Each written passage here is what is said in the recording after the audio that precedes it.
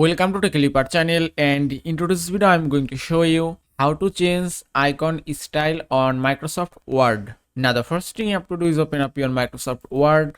To open the Word, just open up any document, and here you can see in the document a icon is already inserted, and you can see it's a black color icon. If you want to change your icon style, you have to just select the icon and then click on graphics format tab, and here you can see graphics style option, which is your icon style. So just click on this arrow icon and that's it. Now here you can find so many icon style. You can see color, fill color, solid color, and you can choose any color as you like. Suppose if you want to set this icon style, you have to just select it and that's it. You can see the icon style has been changed successfully. Also, if you want to change your style color, just click on graphics fill option and then choose any color and it's done. And that is how you can change icon style on Microsoft Word. I hope this video was helpful. If it was, please give it a thumbs up and don't forget to subscribe.